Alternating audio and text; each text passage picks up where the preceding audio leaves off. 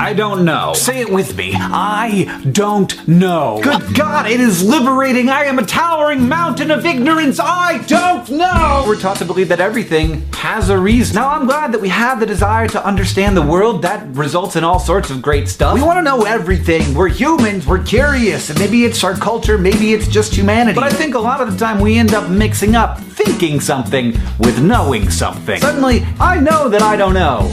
But somehow everyone else seems to know. They all know differently from each other, but they all seem to know. What I'm saying is nobody's opinions are correct in the world. And yet it's impossible not to tie your opinions to your concept of self. And often people tie those things so closely together that they begin defending their guesses as if they're defending their very lives. In a way, they are. This is why it can be so impossible to talk about certain topics with certain people. They've tied those suppositions to themselves so tightly with knots of narrative and constructed reality and values that there's just no untying it. And maybe unsurprisingly, in those situations, the best course of action is just to be friends. The world as we perceive it, as we've built it inside of ourselves, is a lie that we tell to ourselves, not out of deception, but out of necessity. We simply cannot understand the world as it is, and so we construct. But sometimes I just have to tell myself the thing that is definitely true, the truest thing I can say, which is that I don't know.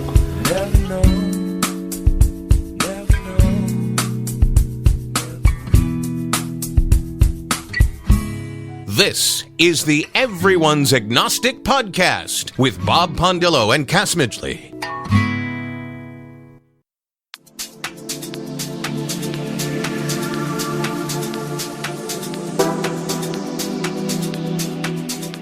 The thing is about when you are a person who comes out late in life, you are giving up your identity in the world that you have carefully constructed and carefully curated. You're giving up a long-term marriage. We had 4 kids together. We were known as in the community that I lived in as a good, stable family because we got along. That's what the community saw. Our children were overachievers in the community. I had everything our society tells us. I had an education. I had a career. You had God. I had God. I had money. I had everything you're supposed to have, and I wasn't happy.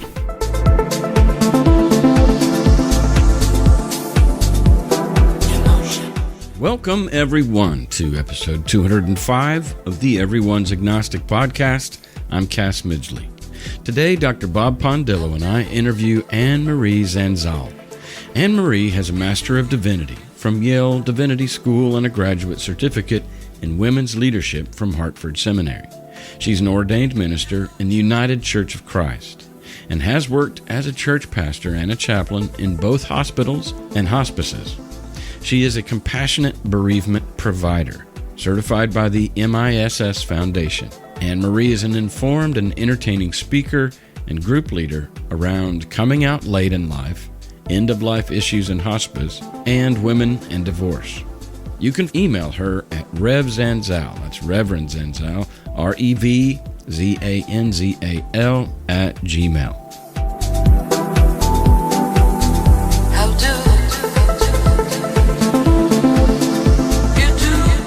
If you've listened to this podcast before, you probably know that Bob and I can be very critical of bad religion, especially bad Christianity. We would like nothing more than for it to be eliminated. And someday we would look back on it as the really silly phase in human history where we believed that shit. However, in the meantime, we occasionally like to highlight when Christianity is done right. In the 4 years we've been on the air, we've had numerous brave Christian guests who have learned to navigate the faith that most commonly corrupts otherwise good people with its fear-ridden, insecurity-appealing dogma that brings out the worst in its adherents. But the Christians we've had on here, like David Dark, Tony Woodall, Stan Mitchell, George Cunningham, Mary and Julia in episodes 4 and 5, Jim Henderson, Benjamin Corey, Jennifer Crumpton, Becky Garrison, Jeff Little, Krista Tippett, Brian Quincy Newcomb, Angela Pansella, William Paul Young, and Charlie Smith, and many others who have retained portions of their previous held beliefs while rejecting others. They were willing to bring their stories in here and show us that there are ways to practice Christianity that truly makes the world a better place and doesn't turn them into assholes. That's certainly the case with our guest today, Anne-Marie. In a small way, by having Christians on, this is us adopting the if you can't beat 'em, join 'em mindset. As this podcast seeks to oil the wheels of deconversion and hashtag empty the pews, we also applaud those who, while practicing some form of faith, have not forfeited their intelligence and agency to a false, insecure, jealous, and small God. They celebrate, rather than shame, what it means to be human. And unlike the majority of their fellow Christians, they do not bury their heads in the sand. Rather, they say yes to what is.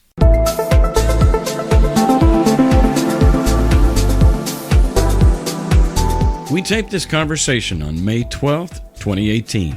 We interview people you don't know about a subject no one wants to talk about. We hope to encourage people in the process of deconstructing their faith and help curb the loneliness that accompanies it. We think the world is a better place when more people live by sight, not by faith. Please subscribe to our podcast and leave a review wherever you listen to podcasts. Also, we offer these podcasts freely and without sponsorship. Your support truly makes a difference. You can support us monetarily in 2 easy ways. You can pledge a monthly donation through Patreon. That's patreon.com/EA Podcasts, or you can leave a lump sum donation through PayPal at our website, everyone'sagnostic.com. Just click the donate button. Our opening monologue is an excerpt from a YouTube by Hank Green titled Towering Mountain of Ignorance. The music behind it is Never Know by Jack Johnson. Thank you for listening, and be a yes-sayer to what is.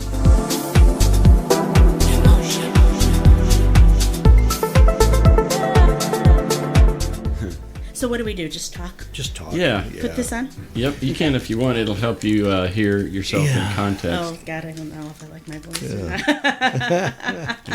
Okay. Well, it's nice to meet you. I haven't even had a wash chance my to. hands. Sure. Nice to meet you, Nice Bob. to meet you. Yeah. You were a professor at MTSU? I was, yes, Yeah. for What did many, you many teach? years.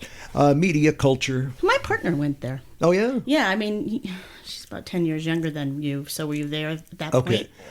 Yeah, I As a was teacher? there. I was there as a teacher. She was a mass communications Yeah, major. I No way, was really? and I a was- photographer. Okay, she was in photography and mass Tonda comm. McKay, her name was? She- Yeah, she may have taken. Well, I mean, maybe she did. I don't know. I used to teach the big class, the big introductory class. Okay. So it's possible. Well, I said something to her, and she goes, "Oh my God, he'd be 80 by now." So she knew him? No. Oh, okay. No, I feel like I'm 80, but no, yeah. Yeah. Isn't that interesting? Wow. So, are we rolling, or Yeah. I just had some questions? Yeah, well, go should I for it. wait? Okay. So, UCC. Yes. That's your ministry. Is United Church of Christ. United. Right. Or you Not know Church of Christ. United Church of Christ. Well, you know what the joke is. No, I don't. It's UCC stands for Unitarians Considering Christ. That's it. That's it. So that's funny. basically the kind of church I went to. Yeah, that's funny. But yeah. that's the last part of my journey. So did you go to Chicago then? And is that where did you do your Yale Divinity School. Oh, Yale. Okay, yeah. so you I'm did- from Connecticut. Okay, well, I worked in Connecticut for, 10 years or something Whereabouts? like that. In the Bridgeport area. Okay, Yeah. at Bridgeport, University of Bridgeport? No, I was I was the creative director of a group called the American Comedy Network. Oh, really? And that was a long time ago. Yeah, Oh, back wow. in the 80s. Yeah, I'd be Wow. 80 now. No. But no. But yeah, so you went to Yale, and then did you have to go to some kind of training at UCC then? Oh, well, so I have a very long journey. Okay. well, So Let's you go all know- the way back to yeah, the let's go beginning. all the way Okay, so, back, and we'll you get know- all this then. Okay, yeah. Yeah. Because What about your childhood? Yeah. I was raised Catholic. Okay. I've had to write a lot about this because when you become ordained, you have to write continuously. And I also am a chaplain as well. I went to Catholic school. I went to Catholic school till I was a freshman in All high girls school. or No. No. Yeah. No. Next. And uniforms? yep, Oh, boy. uniforms. Wow, You know, that- yeah. when we stood up, when we had the same priest forever, he was there for a long time, and which is very unusual in the Catholic Church because they move people around. Yeah, And sometimes because they have to. yeah, actually, he was a nice man, and we'd have to stand up when he walked in the room and say, "Good morning, Father Y." And I was raised that's how I was raised. His name was Y, or it was just short for his It was Yekolakowski? no, it was Y, WIGH. Father, why? And Wow. I know. That's great. When you think of it, That'd be a great chapter to a book, wouldn't yeah, it? Father, why? Father, why? Exactly. But, so I came from an alcoholic household. My dad was an alcoholic. And school and church provided me safety. Yeah. Because Catholic Church is so ritualistic, I knew every time that I went to church, I was going to get the same thing. And for a child who grew up in an alcoholic home, it was predictable. It was predictable and safe, and I fell in love with it. You don't want surprises. No. Because surprises are scary. Right. What kind of drunk was he? Angry?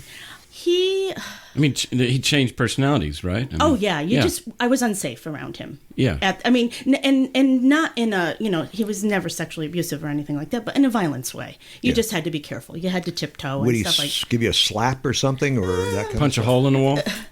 He was just sad and angry. And the good thing about my dad is that he stopped drinking when I was 18. When I moved out of the house, he stopped drinking. Well, that helped.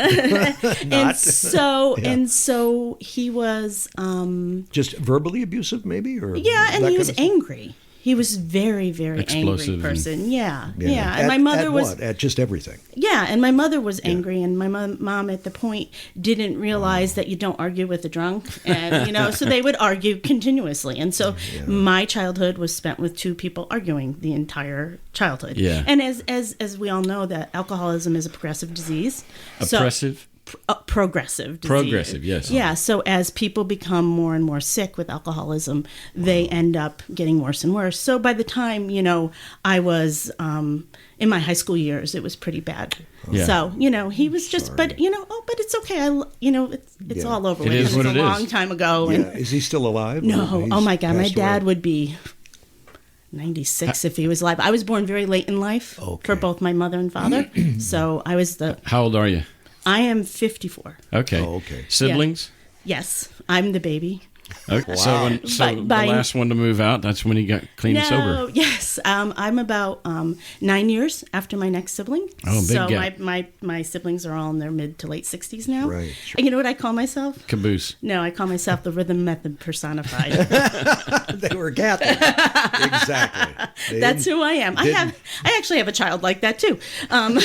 Didn't see that coming. No. I call him my bonus baby though. Oh, that's great. Yeah, how many children do you have? I have 4. Were you married at one point? I've been married, yes, for a long time. I was married for 27 years. Were you trying to marry the gay away? Yeah, I was trying to ignore it. Yeah. Yeah. Really? Yeah, Oh. just ignore it. Yeah. So it's shunned by the Catholics, right? I mean, they're not pro-LGBT at all, right? But I was just listening to your podcast, interestingly enough, 177. I don't know who it was. It was 2 gentlemen you had on. Yeah. But they were talking about ethics and values and stuff like that.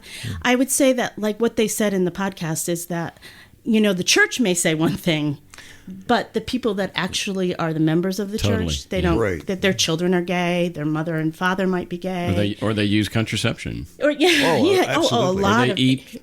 What is it you can't eat in Catholicism? that's meat on old. Friday, but that's Old over school? with, I That's think. old. That's old school. Yeah. That's pre-Vatican II, Yeah, which Vatican. is in 1964. Yeah. So Right. yeah, so Yeah. that's Isn't Mel Gibson pre-Vatican II? yes. Oh, and yeah. and there is a whole. Yes. But okay, so this is the problem. Okay. So there is a whole cadre of Catholic parents that are my age that are very conservative. Yeah. Right. So they all have 5, 7, 10 children because they don't believe in birth control. Right. Yeah. These young men are becoming the priest. They often have one child in their family that becomes the priest.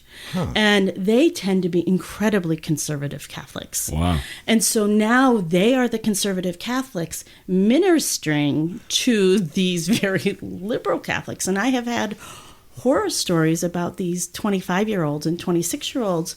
I mean, I think they're obviously well-intentioned, but they just are from a different side of Catholicism. Their moms wear the lace things when they go to When church. they go to church, sure, you got to So I cover your forget. head. Yeah, they do. Yeah, they're pretty strict. I grew up. Well, I only went, I think, 3 grades in Catholic, and it's expensive, to go to Catholic school. And my mom and dad were working class folks, and so eventually we had to go to public schools because it didn't cost as much. But yeah, for two or 3 years, I think both my brother and I went. It's an interesting set of memories I have from there. So my children, I began to raise Catholic. I didn't go to church from the time I was probably 15 to about 27. Wow. And, I just stopped going to church. And I think that's really normal with a lot of people. A lot of people, unless they grow up in a very faith-driven family. My mother was very Catholic. My father was probably an atheist. I mean, he went because my mom told him to. Yeah. He didn't care about it at all. Yeah. And he would say to us, "Do you believe that bullshit?" and stuff like that. So, my dad was very, probably gave me a really good side of me, So when I went back to church because I was pregnant with my first child, and she was when I was 27. I wanted to raise my children in some sort of structure and with some sort of community. Sure. And for me, faith has always been about community. Totally. It's like all the other stuff is like, I'm like a cafeteria Catholic. I took what I wanted to believe. Sure. And I also had this incredibly good experience with church because I returned to church and I felt very sinful. And so when you're a Catholic, you have to confess your sins, and you confess them to the priest. It's not between Expunged. you and God. Yeah. And so I ended up going to this priest who was this cool liberal priest from the 60s, and his name Father Bob. And he was just a nice guy. And we had a wonderful, like this. That's the kind of conversation we had. So you just talk. You don't have to. And we talked, and I talked to him 45 minutes.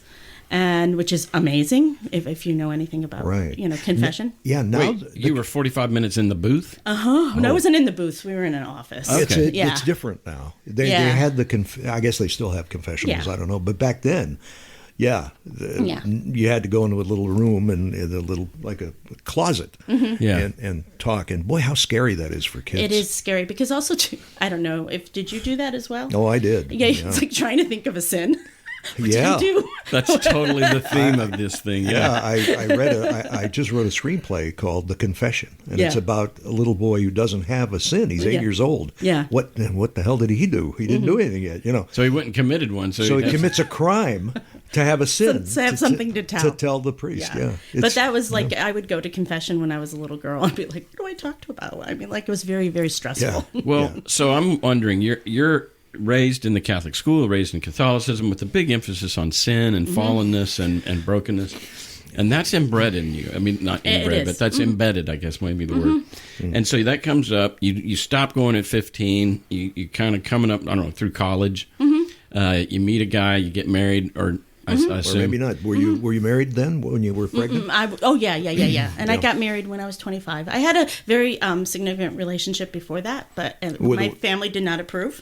Oh. And so non-Catholic? No, he was an African American man. Oh, okay. And my family did not approve. Which he was a wonderful man. Yeah. The sons of Ham. Yeah. The sons of Shem.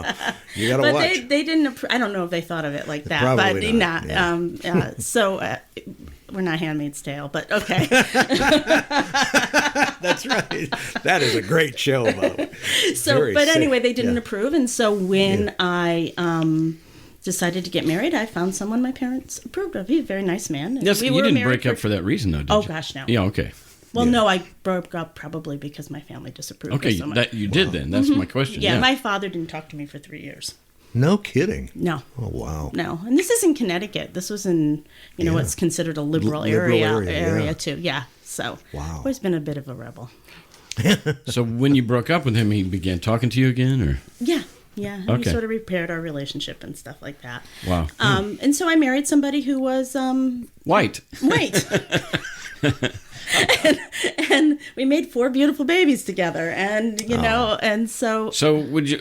I mean, all the while, there's a spectrum of homosexuality or whatever, as far as 80-20. I always call myself like 80-20 straight by. Yeah. And but the whole time you're practicing hetero, and yet internally, what kind of tension was going on? So.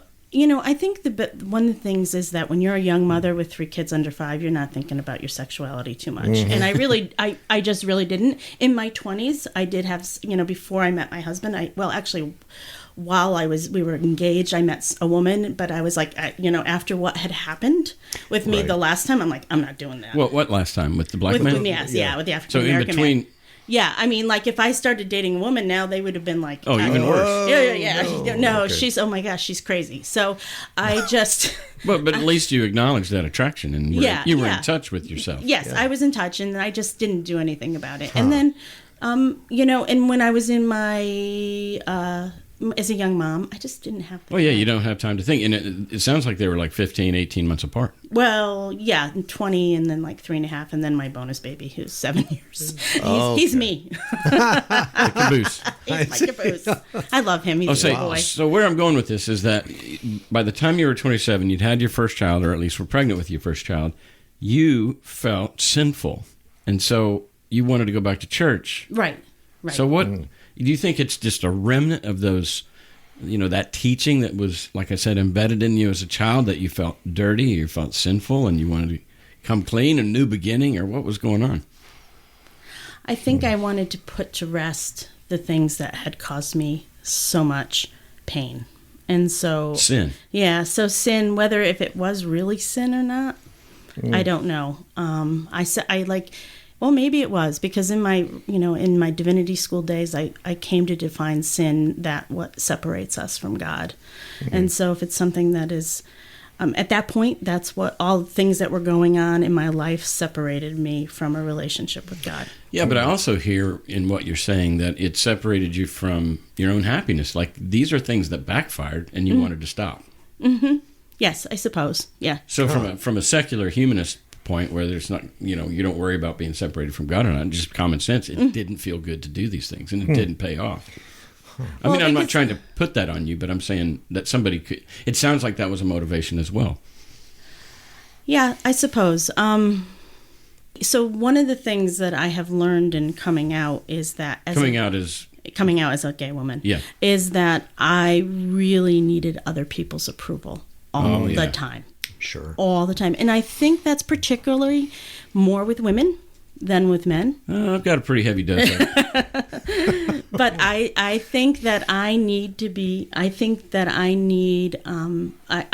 approval all the time. Well, you didn't get it from Dad. No, I didn't get it from my dad. Got it from Dad more than my mom, actually, but wow. that's a whole nother story. Wow. Because my mother was, just had a lot of, we joke that my mom, we always sort of say that my mom might have been on the autism spectrum, because she had a real hard time with emotions and feelings and stuff like that. And we have several grandchildren that are autistic and stuff like that. And my dad was very loving, and he was the caretaker. He tucked you in? Yes, he tucked me in.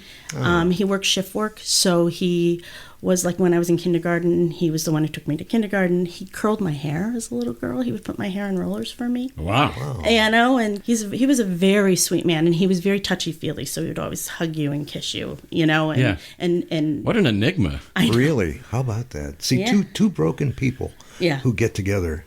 And, but aren't we all broken people that get together? Absolutely. Well, I'd say varying degrees. And I mean, obviously, it's just interesting that he was that warm, and then he became a Jekyll and Hyde when he was drinking. Exactly. Yeah. Yeah. And so but then that's what you become used to as an adult, and that's what you're drawn to sometimes. I think when you're the fourth child, even if you're only, 18 months behind, you're the fifth child. Then, I know I've got 4 children, and by the time the fourth one was here, we were like, oh yeah, we it's a lot more laissez-faire, because you realize you can't kill these kids. They're resilient. Right. Yeah. Whereas the first one, you don't let anybody touch them. You clean your hands all the time so they don't get a disease or whatever. And in some ways, that would be some neglect just because you're the fifth. But the fact that you're a caboose, in a way, they probably felt like they were done raising kids, and here you come. They were tired. Yeah, they were tired. So I'm just saying, you didn't get the attention that you needed or wanted. No, exactly. And so you spent your young adult years trying to make up for lost attention. Yeah, perhaps. Yeah. What about, Anne-Marie, let me just to take a step back just briefly.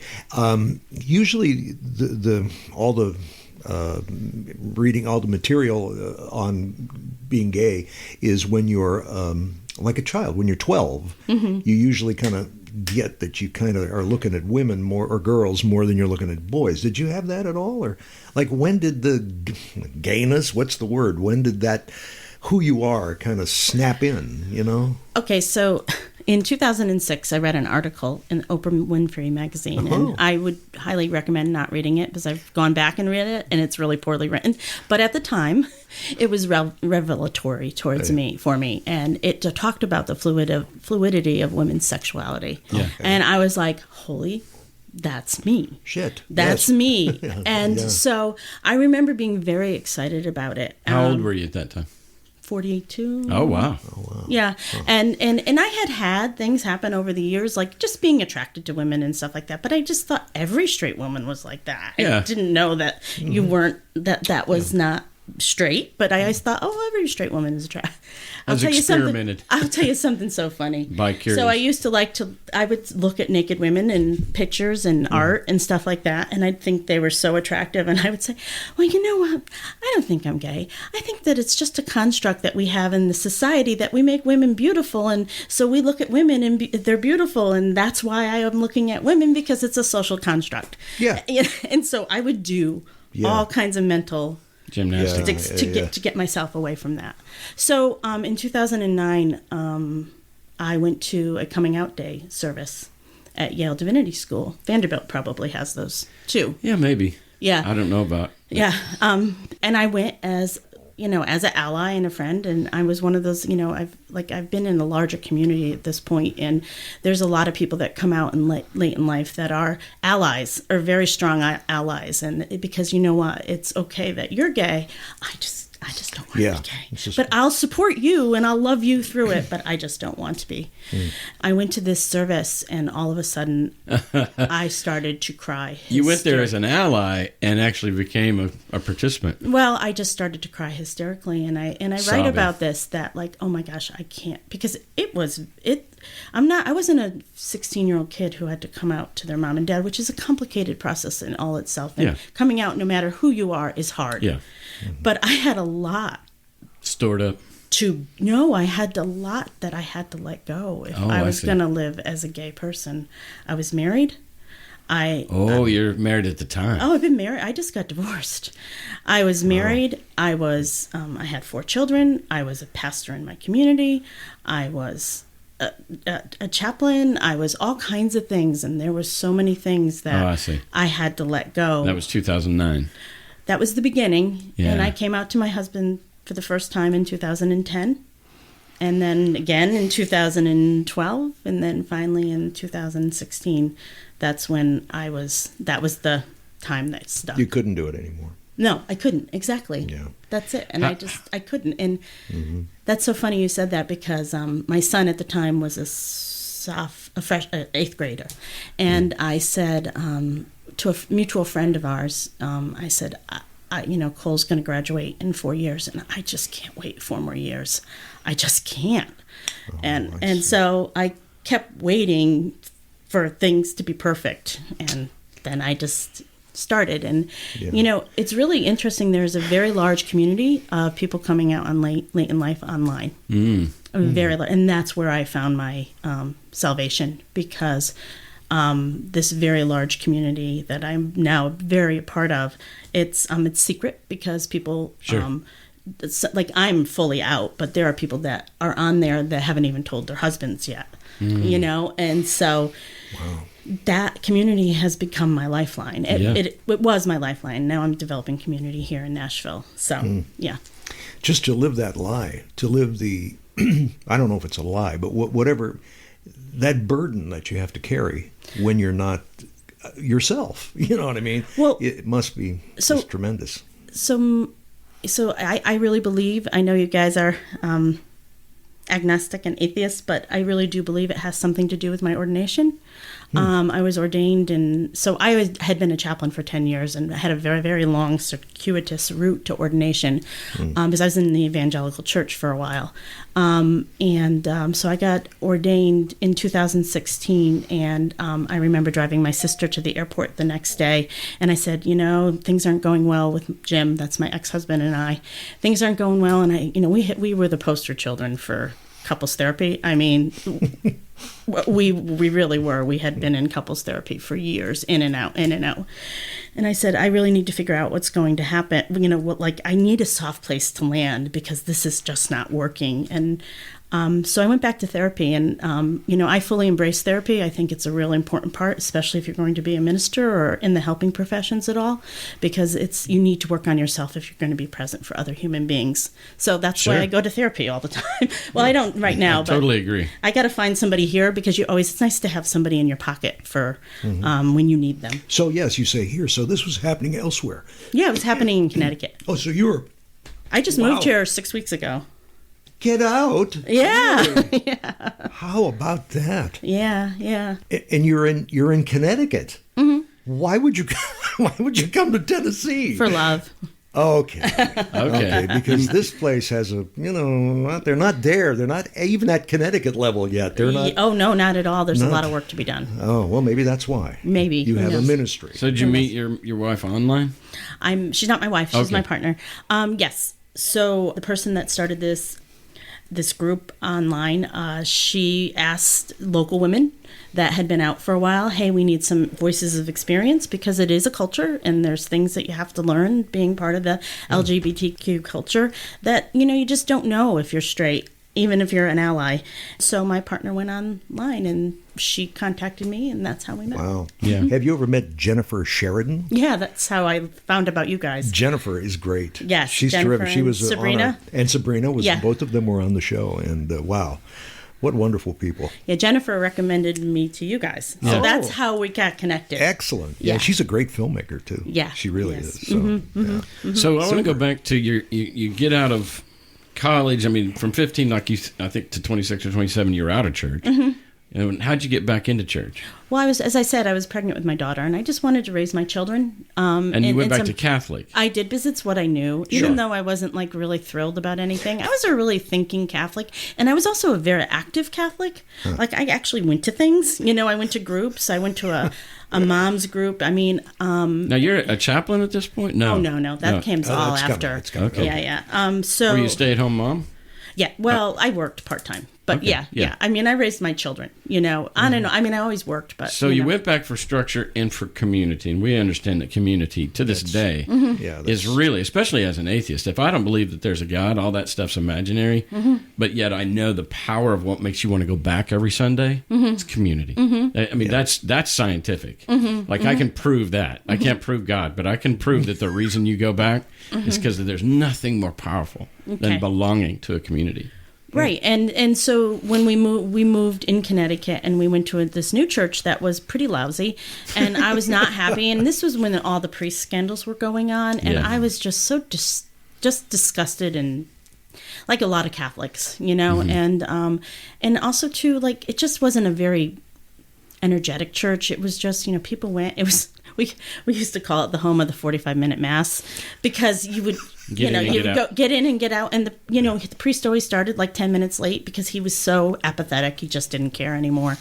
And so what ended up happening is my daughter, I was like, okay, I've got to find a new place. And so my daughter and I was following my daughter up to communion one day, and here I am, is this good Catholic woman bringing her kids to church, doing my husband, who was not Catholic, would go to church with us. I mean, we were so good, and we and so my daughter's going up to communion, and when you go up to communion, you hold your hands up. How old is she at this point? 8. Okay. And so she's holding it. She goes up, and the priest yells at her at the communion rail on how she's holding her hands. Yells at her. Yeah, he goes, "You were holding your hands wrong."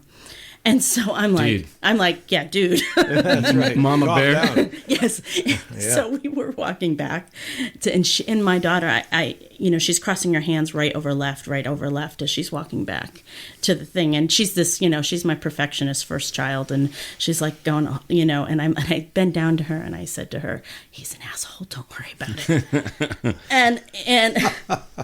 and so that's when I started to search for a new church. And that's where, we ended up going to a local evangelical church in Washington, Connecticut, which is sort of funny because, it's New England. There's not too many evangelical churches in New England.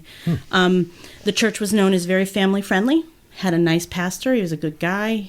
Children's program? Great children's program. So we went. And some of my kids joke about it because none of them go to church anymore. I'm still making my 15-year-old make his confirmation, but the other 3 don't go to church anymore. And they joke about going to church camp and Christian Bible camp. And they did all that stuff. Yeah. And I was a very liberal Christian night, but they did all that stuff. Yeah. So they laugh about it. And how old are they now, all 4 of them? 26, 25, 21. Huh. All back in... And 15.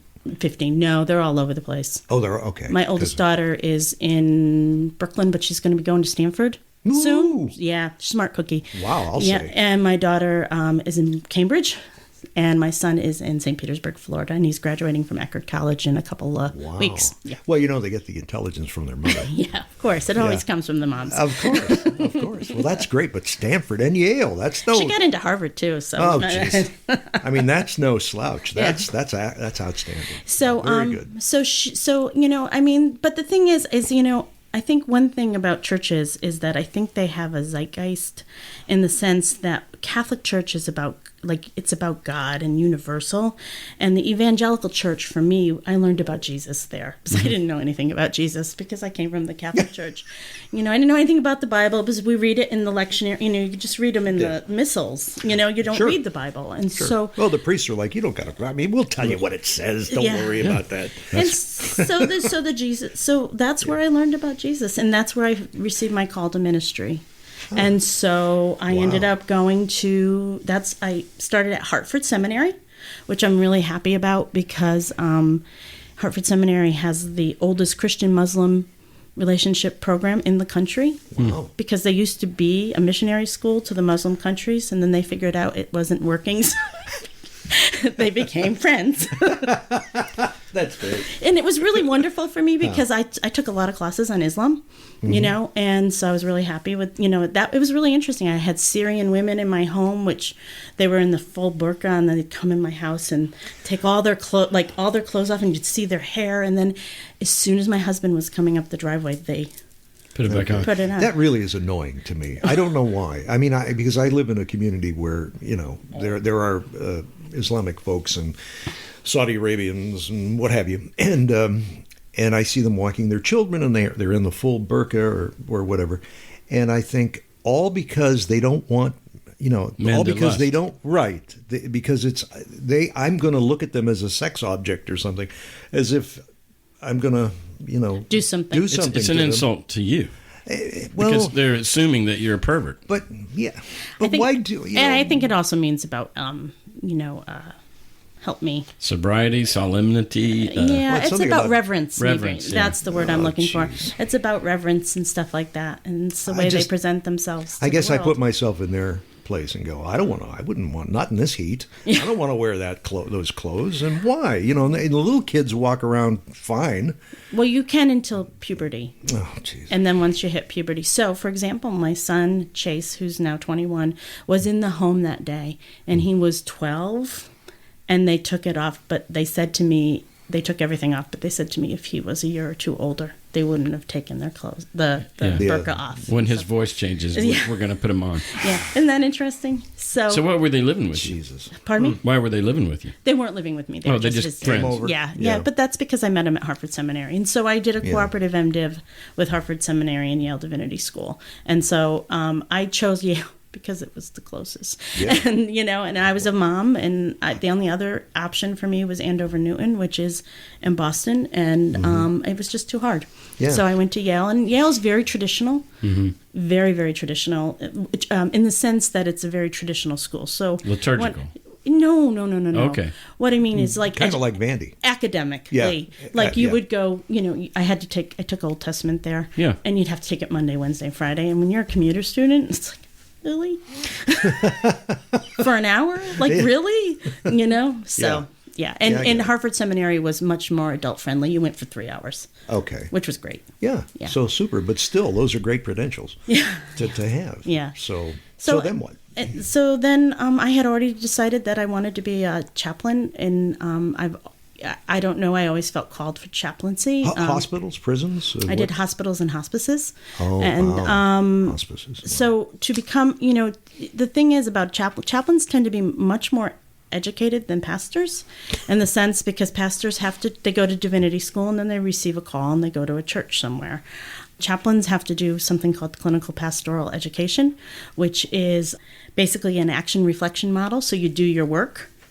And then you reflect on it, and you have a cohort or a group of colleagues who basically beat you up because they know your story, and they make you feel like, oh my gosh, why am I doing this? So, for example, my first unit of CPE, clinical pastoral education, I took care of alcoholic 50-year-old men. Wow. I kept writing verbatims about it, and I realized how much my childhood affected me. Well, you would bring so much to that, though. I don't know if in a good Or or it bad trigger way. you. It's both and. Yeah. I know when it triggers me. Oh, okay. So like now as I'm like really experienced at this now. Yeah. I know when it triggers me, and I know when I have to be careful. I know when somebody reminds me of somebody, and I have to be careful. So I worked at Bridgeport Hospital for a year, and I did a residency, which was really interesting. I had a great cohort. I had two guys and another woman, and really learned a lot. It was a great thing I did. So when you go into hospice or hospital care, whatever, you're dealing with all sorts of various religions. I mean, everybody's got atheists as well as. Well, chaplains are required in hospice care by the government. You know that? No. Yeah. I didn't know that. Yeah. Do you know? Okay. So hospice is a benefit of Medicare. Okay. Everybody's aware of that? No. Okay. Good to know. Good. And to start a hospice in the United States, you need a nurse, a social worker, and a chaplain. Huh. Yeah. I tell you this much: I don't want a chaplain holding my hand, saying, please confess, please, get saved or repent before you go. Okay, so I don't want anybody talking to me like that. So that's not a chaplain. Okay, well that's but that would be you don't annoying. proselytize. Oh gosh, no. Yeah, that'd be very annoying to me. So the thing is what is a chaplain? Okay, a lot of people experience a chaplain because if you've been in the military, you might have experienced a chaplain. Right. And chaplaincy, we call it spiritual care now, because it used to be called pastoral care, but that sort of is wrong because that's just Christian, and we're taking care of people no matter where they are on life's journey, which is the tagline for the UCC. Okay. It is. All right. We're trained to take care of anybody, so that's why we learn about ourselves. So we can leave ourselves at the door and take care of that person wherever they are. Wouldn't you? I mean, I don't know about the semantics, but leave your theology at the door. Yes. But you got to bring yourself. Well, you bring yourself, but you do. Present. Yes, exactly right. You bring.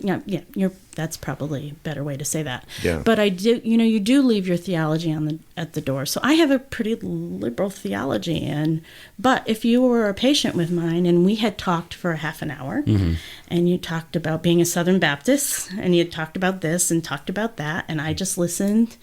When I prayed with you, I might pray to Father God. Though, as my theology, I believe in a genderless God. So, because when we gender God, we inherently limit God. Are there atheists, clinicians? What do you call them? Oh, yeah. Chaplains? So, in Humanist chaplains. Humanist chaplains? there are getting to be more Yeah. now, but before years ago, you had to be from some religion. But there are now seminaries out there that are more humanist in nature and have a very wide theology. Right. Yeah. Because I don't think if a chaplain would say, okay, let's fold our hands and bow our heads and say a prayer, Depends. and I'm dying, So- I'd be mad at him, her. Well, first of all, a well-trained chaplain will never do that to you. Oh, good. They'll have spent time with you.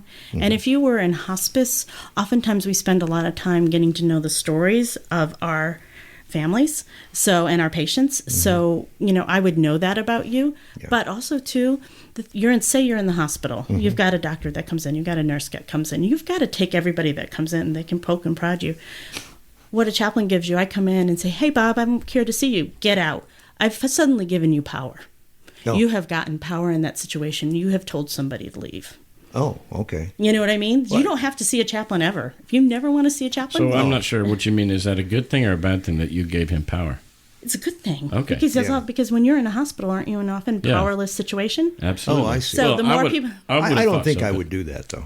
I wouldn't. Well, yeah, you just said you would if they started praying if they with started praying, yeah. Yeah. But if you, come in, let's talk. That'd be fine. So let's put it this you. way. Yeah, he wouldn't do it just blind. Right. Yeah. He would get to know you first. That's what you're saying. Well, the thing is if you have had a chaplain that has had clinical pastoral education and has had a lot of it, they're never going to do that. Yeah. But unfortunately, a lot of hospices, especially here in the South, hire someone who's just, a nice pastor from town who might be retiring. And so you might get that. Yeah. I remember in Vandy, I took some kind of pastoral class or something. And I remember the teacher would say, or the professor would say, this is happening. The man is lying there. He's just about to go. He's gay. What would you do? And then there was this one fella that said, I'd grab his hand and say, confess that you're gay. And then you'll be permitted into, and that really pissed me off. Yeah.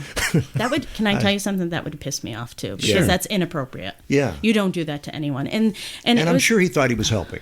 Well, and it was funny because I was talking to my partner and her cousin was saying that she knows someone who's a chaplain and that they find it very satisfying because they've saved so many people before they died. And I'm like, oh my gosh, we can't, that's not what we're supposed to be doing. Right, We're supposed to be walking where you are on your journey. That's all we're supposed to be doing. All right, a couple of things. Yeah. For one, the chaplaincy, like even as recent as a couple of years or in the last year, I was trying to become the humanist chaplain at Vanderbilt. Mm-hmm. And I went through the whole vetting process, and ultimately they decided they don't want a humanist chaplain, or at least the person that's the chair of that. But I later found out, and I do weddings and funerals, secular weddings and funerals. But I later found out that chaplaincy, it's not just a term that you can slap onto yourself. Mm-hmm.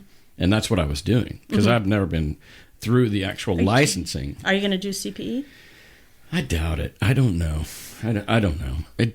For a while there, I was doing a lot of weddings, and it was something, and then it just dried up. And I don't know what I want to be when I grow up. I know. I just figured that out a couple of years ago. Yeah. Well, I think you'd be good at it if you want to do it. I think CPE is something that is really valuable, even if it's just a learning about yourself and why you tick and what makes you tick, because that's what I learned. I have a lot of ticks. Yeah, well, I learned so much about why I am who I am from my CPE experience. Even after all that therapy, there was still more to spelunk. Oh, I'm going to go to therapy the rest of my life. Good for you. Is it a long class? I mean, do you have to take years and years of I've heard that it's difficult. Yeah. It's really difficult. You when I did an internship, I did it over like 8 months, and then when I did a residency, I was in a level 1 trauma center. It was full time. And I had I was about 70 hours a week for about 10 months. As a volunteer? I got paid you know. It was like a little, but I got benefits. So I got health benefits, which was really, really good. So all the while, your husband's kind of supporting you. What he do for a living?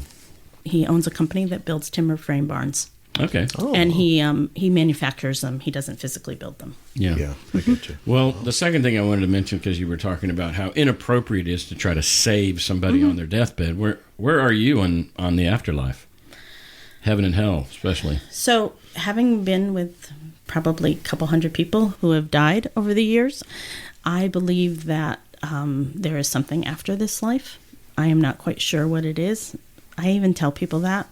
I don't know how much comfort it provides. But I believe I have seen people and then have seen their spirit leave their bodies and their energy. I want to say it's energy. We can call it that. And how it just looks so different. And I know what the body does? Yes. Yeah. And I know from quantum physics that energy is energy, and it just doesn't. It's eternal, and it doesn't disappear. So I know we go somewhere. I go all over the place, like with my belief system. Sometimes I just think there's something next. I think what kept me in the closet all these years is there was a primal person inside me that believed in hell, and and that's probably one of the there was a multitude of reasons, but that was probably one of the reasons why I just stayed in the closet for so long. Yeah. Well, I think one of the things that motivates the belief in hell in whoever, in whatever demographic, is the need for justice. There's something very disheartening and almost nauseating about this world being random and chaotic and unfair. And I can't sit with that. And so I need for there to be some kind of reckoning. So what do you do about grace, though? Well, that just depends on... So this is the thing, what I've figured out is that, like, if I'm going to accept the doctrine of grace, that I have to accept that people like Adolf Hitler are going to have grace, just and Idi Amin and all those people. Sure. And there's not going to be any justice for them. And that's really a hard thing to have to swallow. Yeah. But and that's why I think a lot of people don't swallow it. But if that grace is applied to me, yeah, then it's going to be applied to everyone else. I don't mean to say this in a way. I'm not trying to convert you or anything, but there's this another way that says all of that is non-existent, meaningless, and not a thing. And so, like, to have to worry about whether Hitler gets justice or not, or whether who goes on to the afterlife and what form of afterlife, punishment or reward. When I got rid of all of that, and I hope I'm not doing it just because of ease, because you said a second ago it doesn't really help.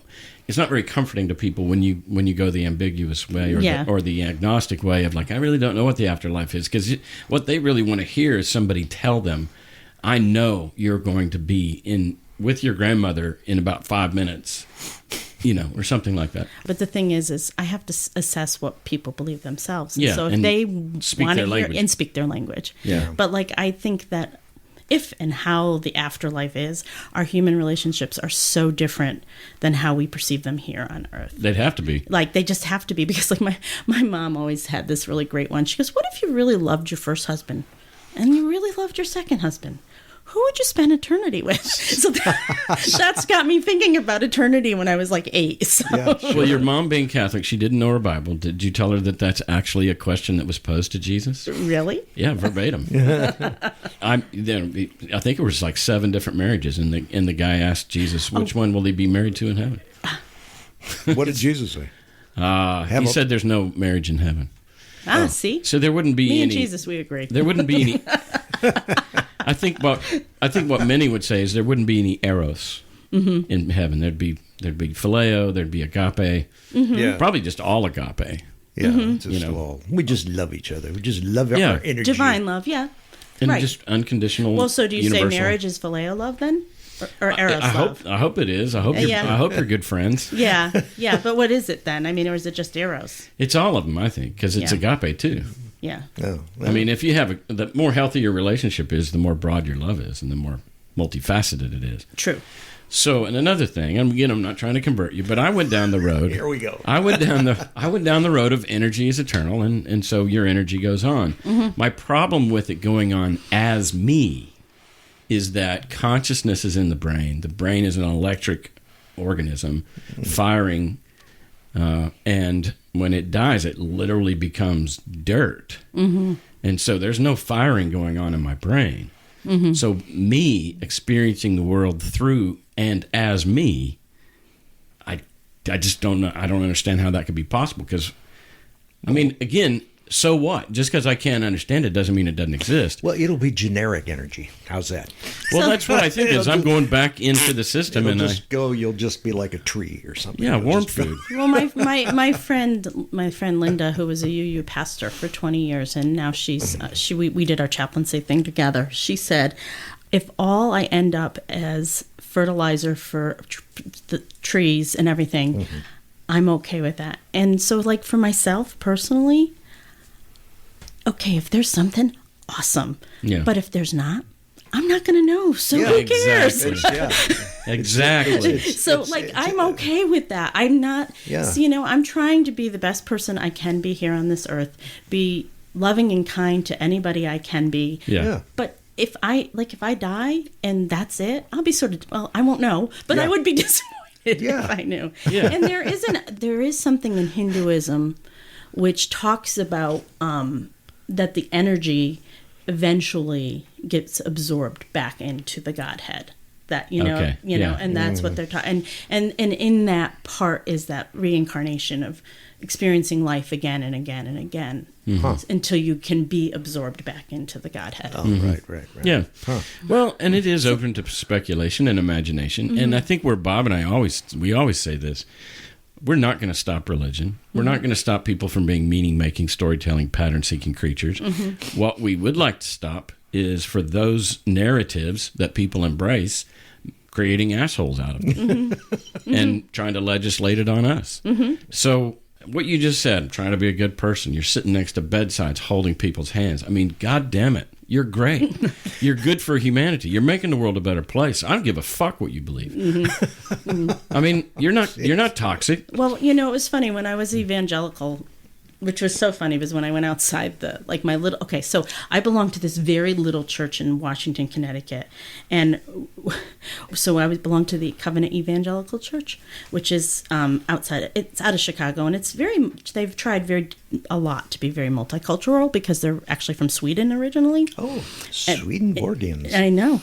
Yeah. And so I didn't realize that I went to the most liberal Covenant Church because we not only had gay members, we had gay members in leadership. Wow. Yeah. And so I thought all the Covenant. And then I remember going outside into the Covenant the very first time. I love to say the Covenant, doesn't it? Sound like the witches or something. That's right.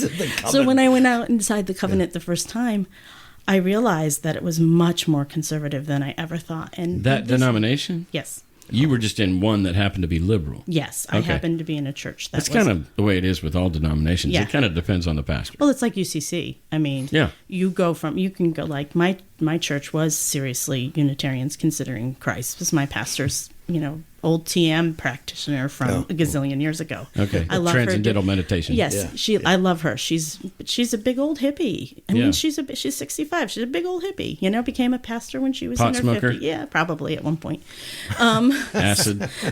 Maybe. No, Cheryl never did any kind of drugs. Yeah. But what I was going to say is that when I was in the evangelical church, I remember saying to Doug at the time, who was the pastor, and said, I don't think I can ever evangelize to people and tell them that they have to believe in Jesus. And way. I can't do that. It's just not who I am. And he goes, just be who you are. Go out there. He was really... License. Yeah, he said, just go out there and be who you are. You don't have to talk about it. Just show them who you are. Exactly. Beautiful. And so he was so great because I was really, really when I felt I got a call to be a minister, I talked to him about it for the first time, and I never thought I was going to do this. And I said to him, but why me? And he goes, why not you? Which was such a great thing. As far as the call. Yeah. He goes, why not you? And I was like, oh, okay. So. Well, see, this is a thing within evangelicalism, or at least people that have read the Bible, is that God calls the unqualified. Yes, and that would be me. The problem with that, and that's a beautiful thing in your case, but the problem with that, if you take it to the nth degree, is Trump. Mm-hmm. Because the reason 81% of evangelicals support him is God chooses the unqualified. Mm-hmm. Bull fucking shit. Yeah, about that. Yeah. That's tragic. That's wrong. I don't even understand the word call. I remember, again, back in Vandy, I only took a couple of semesters there. They were sitting around talking about, and this woman said, I feel the call. And the guy said, and the call came. And I'm going, well, I never had a call. What is it? What do you mean by that? What does that even mean? And so you just have a feeling you want to go do this work. Is that what that means? Well, or do you hear people in your head speaking to you? I mean, does the phone ring? I mean, what does that even mean? So sometimes I think that we go, okay, so I'm going to talk about it from the psychological perspective. I think that sometimes when we're in our worst places of our lives, that we try to figure our way out. know, and I was very depressed. When in hell, keep going. Yeah, I was very depressed from postpartum with my fourth child. So basically, this is how I tell the story, is that I was upset. I had given up a job I loved to stay home again because my ex-husband and I were in this paradigm that I had to stay home with the child. We were just in this paradigm, and really, honestly, he was home right then, and I was working. And your ex? My ex and I. But he wasn't ex at the time. No. Okay. No. I got it. Sorry. We had this paradigm that that I had to stay home with the kids, and he had to work, but I was working, and he was home with the kids at the point. And so I was like, oh my God, I don't want to do this again. I was really unexpecting him. So I was like, oh my gosh, how am I going to live my life? I loved my job. I had given up so much to stay home with him, and I heard this voice that said you could be a minister. You actually. Yes, and I had never thought about being a minister before. In my Audible? life. Audible. For I know real? you guys are like, oh gosh, No, she's that's cool. crazy. No, not at all. I think those things happen. I had, I heard that, and that was it, and I didn't do anything about it for a couple of years. But the ironic part, want to hear this like small little detail? So the pastor of my church, his mother was a chaplain, and she had 4 kids and went back to become a chaplain when she was in her like 40s or 50s. Right. It's like such connection. But I wanted to be a chaplain before. Yeah, Yeah. I get you. Wow. Isn't that something? Anne Marie. The voice. Didn't sound like that. Sounded more like Charlton Heston. What is it? Who was it? No, who was the guy who did Ben-Hur? Who was the director? Charlton No, Heston. what was the director? Cecil B. DeMille? He did the voice of God in that Okay. movie. Oh, really? Yeah, it was I Cecil didn't B. know DeMille. that. Yeah. Oh. Or Morgan Freeman. Can Morgan you do Freeman. Morgan Freeman? Then Morgan Freeman. Morgan Freeman. I can't do him. Yeah. But, Well, and then, like you said, you came at it, or at least you're trying to come at it from the psychological standpoint. I feel like that sometimes, and this just occurred to me as Bob was asking, what is a call? I think it's extremely, and this is me talking as a pastor for 20 years, I think it's extremely presumptuous for a person to stand up on a platform and tell other people how to live. And so you could say, gosh, I'm not really qualified for this, which hopefully everybody feels, unless they're narcissists, which a lot of pastors are. Well, but that's the thing is pastors, I do think there is a little narcissism in pastors because you're up there, you're in front of an audience every week, you are imparting wisdom every single week. Yeah. I think you have to be really careful as a pastor, Right, not to be a narcissistic jerk. I just think absolutely. you do. And I think the difference between chaplaincy is that chaplaincy is I don't have an audience. It's a private one-on-one conversation. And oftentimes we're like the low man in the totem pole in the medical model. So we are sort of like, get the chaplain in, Yeah, but you've made my point, because one of the things that's happening when a person does feel that responsibility to get up on stage and espouse and admonish, that they have to feel I'm sent, that there's some backing to me. It's not just me standing here. I literally have, God's got my back because he told me. And he said, who will go? And I said, here am I, send me. So we're a team, and I'm here with some depth and some substance and some grounding. And I'm just saying that would be one of the payoffs of claiming that you had a call. If it's even that conscious, I think that would even be subconscious, But anyway, it's just speculation. Okay, so when you're in an evangelical church, before you go from Catholic, you jump into this covenant church, and you're right out of the gate, you're jumping into a liberal church. You just assume that's the way they all are, and then you find out they're not. Did you ever get into a church that wasn't covenant and that was evangelical? No. Okay. So I haven't. No. Well, good for you. You avoided that. You escaped. And actually, covenant. I think in the so there are not very many denominations that are evangelical, but the covenant is one, and they are known as a liberal denomination because bingo, they ordain women. Yeah, and that's a big deal. And that's a big deal. That is a big deal. Now, was it in that context that the pastor told you that you don't have, when you go door to door, you don't have to convert people or something? Okay. As a chaplain, I was talking to him about being a chaplain and saying, I'm never going to go to somebody in the hospital and convert them. Well, then you'd have to deny, no one comes to the Father but by me. I mean, you'd have to say, that's probably not what Jesus meant or said. So as where you are now, and maybe for the whole time, there's 3 fundamental things to an evangelical that I slowly deconstructed. One was hell, and I became a universalist, and like I said, eventually just not even anything. There's no afterlife. There's nobody judging. God doesn't exist. That's where I'm at now. But I went down the path of kind of like Oprah and Deepak Chopra, and I was at a Unity church for years and led music at a Unity church, and I have a lot of respect. A friend of mine goes to the UCC in Oklahoma City, which is a really good one. Oh, that guy he wrote the guy that's he's the pastor pastor there. I forget his name. He just wrote a great book. Yeah, called it's a powerful church. Yeah.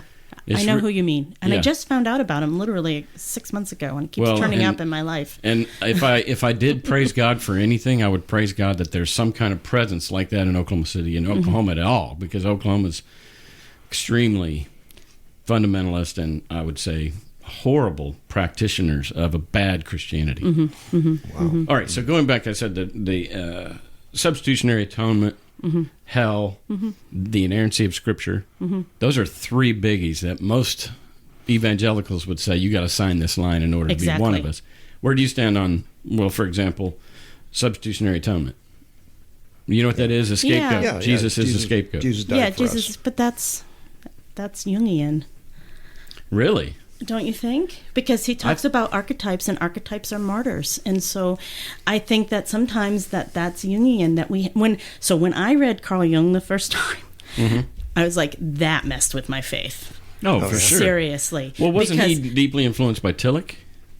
I guess so. I'm not. He might be. Okay. He might be. But when I read Carl Jung the first time, and he talked about archetypes and how, throughout human history, we have had someone who comes and saves us. Yeah. Who's the Messiah, The hero. And then when I read that, and then I put it to Jesus, that really messed with my faith a lot. Jesus is kind of the anti-hero. You know, in a way. What about inerrancy of Scripture? Probably no way. No way. No way. Yeah. It's written by fallible human beings. That's all anything is written by. Well, yeah, and it's so funny because I was educated in the very liberal Christian Yeah, Yale. Yale and Harvard Seminary, and so historical. I mean, that's how I read stuff like that. So I don't Historiocritical, as they call it. yeah, right? historical. And I had some wonderful teachers who are like the tops in their fields, who are just amazing. The things I learned from them are, Sure. so like. I listened to your podcast, and you were in a lot of talking about the Old Testament. Like, I've never really focused too much on the Old Testament. Yeah. I mean, I know it's there, and I know it now because I literally read the Bible when I went to seminary. First time. First time. Yeah. That's First time. hilarious. Yeah, That first time. happens. Yeah, first time I went really read the Bible and learned the Bible, and like, so the Old Testament to me is important, and it's the Sure. ground, but like, it's the New Testament that I care about. Yeah. Like, I know there's people that just love the Old Testament and that's it, but that's not me. Yeah. I always tell people when they say they want to read the Bible, I say start with 1 Kings and 2 Kings and 1 Samuel and 2 Samuel, because it's like a soap opera, you know? Yeah. It is. Don't entertainment. start with Genesis. You'll die of boredom. Yeah. Read about King David. He's interesting. Well, the fact that you just said 1 Kings and 2 Kings, that's like Trump saying 2 Corinthians. We don't say that in evangelicalism. We No. say 2 Corinthians, 2 Kings. Oh, You know, Yeah. and I mean, big fucking deal. And you know, Yeah. But this is the desire for us and them, Yeah. which my experience with people like you, and forgive the stereotype, but you are insistent almost on having and are very comfortable with a big mysterious God. I think people that believe in hell and actually celebrate hell, they believe in the apocalypse and can't wait for it. They believe in us and them. They're just, I think they're wicked people at heart, and they're more than okay with a small God, a jealous God, a petty God. In a sense, it's a reflection of themselves, and it's a God created in their own image. Whereas I feel like that people like yourself give God a lot of space to be unfathomable, ineffable, and yet present and engaging, and or at least influential in my heart. Maybe not in the world so much, because that's problematic, right? I mean, like how much suffering there is in the world, and when God chooses to intervene and when He doesn't. yeah, that's That's a monster. well, yeah, and it's hard to Reconcile that it's hard to reconcile that to with my love. faith. With love, yes. Absolutely. Thank Yeah. you. Yes, I understand that, but I'm willing to accept the unknowingness. Yeah. So there's a lot of unknowing, and there's a lot of mystery. Yeah. Yeah, I'm good though. It's funny, but because I keep saying, well, he's had 2,000 years. That's enough time. He said, What- well, actually more than that. well, but- what's 5,000? He's had a lot of time. Well, so that's what's the Okay, so let that's me just me. let me get so this. I wrote this in my ordination paper. So this is how I look at the story of Jesus Christ. I believe that the story of Jesus Christ should be looked through the paradigm of grief, because I was a hospice chaplain for so long, probably. Yeah. And that if you think about what his followers did after he died, they saw him, they said he was there, they grieved and everything like that. And I do believe, and I know this is heresy, but I do believe that Jesus' story is much like a lot of the other great religions, in the sense that he was born, he lived, he died, he was reborn. And that's what we're supposed to do in our lives. We are supposed to live, we die, and we're supposed to reborn. You died. You died to the man of being the Christian pastor. Yeah. I died being a straight mommy. Yeah. Yeah, And no, we I get resurrected as a new creation. And I resurrected as a new creation. Yeah, And yeah. believe me, it was a very painful birth. But Yeah. but that happened, and it's okay. And I also heard on your show before too, is like, I'm very okay with your journey. You can be an atheist. That's okay. I don't care. You can be where you are. That's okay. I don't care. I can be where I am. Yeah. And if we all did that, and all people of faith did that, we'd be a lot better. Oh, hell yeah. Absolutely. But you're only afforded that by somehow embracing that the stakes aren't high for getting it right. What do you mean? Say more. Heaven and hell hang in the balance. Eternal suffering. You've been suffering for 10,000 years and you're just getting started. I don't know if you've heard Penn Jillette's comment, but he says, look, if you believe that I'm going to be eternally tortured and you're not grabbing me by the shoulders and yelling in my face, then you don't love me. Yeah. So you either don't believe it. I don't believe it, though. Exactly. That's the thing. I don't believe. I'm saying that. I'm saying you're afforded this kind of leniency with Yeah. Bob and I, Yeah. because you either don't believe that we're going to suffer forever, which is what you're saying, Yeah. or you do, and you're a monster, like the God who's going to torture us. You're not. No, Exactly. Well, but the thing is that I mean, even the Catholic Church now is no longer saying that. Oh, yeah. That hell actually exists, and Bishop Spong, he talks about hell not. We love Spong. I Yeah, love him. hell great. doesn't exist, and so once you get over that, Exactly. You can be a good person again. you don't have to worry about the other stuff. I would argue that you can't know love if you believe in a literal hell. Yeah, maybe. That's why I'm sticking to it. Okay. Well, I think about parents that reject their children Yeah. because they're gay, and there's been so much damage done by the church Oh, yeah. and destroying love between mother and father. And so, for example, my partner, her dad has not talked to her in years. She came out when she was 22. She's in her 50s now. Oh, my He God. doesn't talk. He can quote, but by the way, he can quote the Old Testament to you. I bet. He's a Southern Baptist. Leviticus, And yeah. but he He's has- dead to her.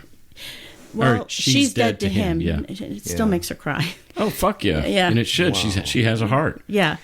So that happens for a lot of, and so I agree with you, because of that presence of hell, these parents reject their children. I know this is probably going to appeal to you, but one of the things that Jesus said was, when you've done it unto the least of these, you've done it unto me. So in some ways, God has personified himself in humanity. I say that to say that a person like yourself will probably say, my loyalty is to my neighbor. And in so doing, I'm being loyal to God. Your partner's dad is saying, I'm loyal to God at the expense of being disloyal to my own fucking daughter. Fuck that. That's evil. It's heartbreaking, and it Yeah. happens again and again, and that's the Yeah. problem. So Yeah. So when you were, like, what do you guys do at UCC when you sing a song? Are you singing to God, or are you just singing out loud? worship is about us. That's what I learned at Yale Divinity School. It's about us. Yes, it is about us. We worship because we need it, not because God needs it. Well, we always said that too. We pray because we need it, not because God needs it. All Yeah, of that. yeah. I mean, you don't. There's probably no beseeching God to do something. No. So I guess Well, why don't you sing show tunes then? Because they're Actually, rather than sing tunes about God. I mean, if you need to sing, let's- hello, Dolly. yeah, sing. I'm not trying to be funny. Sing something that's better, has better tunes, or something. I'm just saying, or just do some TM if you want to pray. It was tough when I was a Unity music leader to come up with songs that weren't theistic, because they claim to be non-theistic, but they really are. Yeah, Are you? Would you consider yourself a theist? I mean, God's a personal God. is he your pal? Come on. Well, is he anthropomorphic? I guess, or a she, or it. I don't think so. I don't know about that, because I for me, it's not a she. It's not a. It's not a he. Doesn't it's have not genitalia. It doesn't. Yeah, there's no gender to it. It's definitely not the guy sitting in the thrown up in the clouds. Yeah. Big white beard. That's a good question. I'll get back to you on that. Okay. No, but it is. I mean, otherwise, where do you direct? Because as an atheist, I believe strongly in the power and the benefit of gratitude. Mm-hmm. Oh, yeah. Gratitude's a great attitude, no matter what you believe. But there is no persona for me to direct my gratitude. I'm just grateful to the ethos, I guess. I don't know. Well, the word I use is I use the universe frequently. I don't use God because it's a real laden term. Oh, heavily. Very heavily laden. What is it? Like the great organizer and destroyer. I mean... A tyrant. Yeah, and so when I'm working with people, unless they use God or Jesus, I don't use it. I often say the universe because it's first of all, it's really generic. And yes, and a friend of mine who was our youth pastor at the evangelical church, who now is a musician in Nashville, by the way, he said to me once, he came from a much more conservative church. He goes, Anne-Marie, you're the kind of Christian I would hate. Really? Yes. Well, you're the kind of Christian I love. But I think when, if an evangelical or fundamentalist heard me talking, they'd be like, oh, yeah. Right. Yeah. Well, when you were talking about not much attention to the Old Testament, and then you were like more the New Testament, I'll go even further, because if we're going to talk chronology, I think that your emphasis is on post-resurrection. Because a lot of the New Testament is Paul being just as much an asshole as the Old Testament. Mm-hmm. So really what you're talking about, I mean, I remember this being Christians who focus on Good Friday. Mm-hmm. Being where faith begins through the lens. No, I'm through. I'm definitely a son. I'm an empty cross. Right. I'm an empty cross person, not the full cross. The crucifix. Well, yeah, but I mean by Good Friday, he's dead. Mm-hmm. And it's black. Mm-hmm. It's dark. And that's confused. Catholicism. Catholicism focus, because that's why they have a crucifix on the wall, because they focus on the death of Christ. Right. Right. And while I'll say the UCC, I can't talk about all the other denominations as I don't know them well enough. Mm-hmm. Talk more about the empty cross and about post-resurrection and what are you going to do with your life and how are you going to live your life? But you said a moment ago that it's through the lens of grief. Mm-hmm. And that's what I'm trying to say is that Good Friday was when grief began. And you, like when in hell you keep going, you work through it 3 days later, some kind of Sunday's coming, type of hope and anticipation of a rebirth of some sort. Right. But it starts with grief. Yeah, but it's you have to grieve. You can't avoid grief. Right. You have to. Go and I think a lot of people do. I think a lot of evangelicals do avoid grief. Mm-hmm. Yeah, but isn't it the way you read it is more metaphorical then? Right? Mm-hmm. It's a more Rabbi Rami's the same way. Yeah, it's a metaphor. Yeah. It's a metaphor, and I mean. It's when Easter comes, it's about us being reborn. It's about us seeing the world differently and those kind of things. And okay, I can go with that. Sure. I like that. That's a board thing. Yeah, yeah. So I like that. That's I could buy that. You've been here 6 weeks. Mm-hmm. What are you doing here? Right now, recovering from the last couple of years. Oh, that's right. Of divorce? Getting divorced and coming out, it was really painful. Okay. It was a really hard process.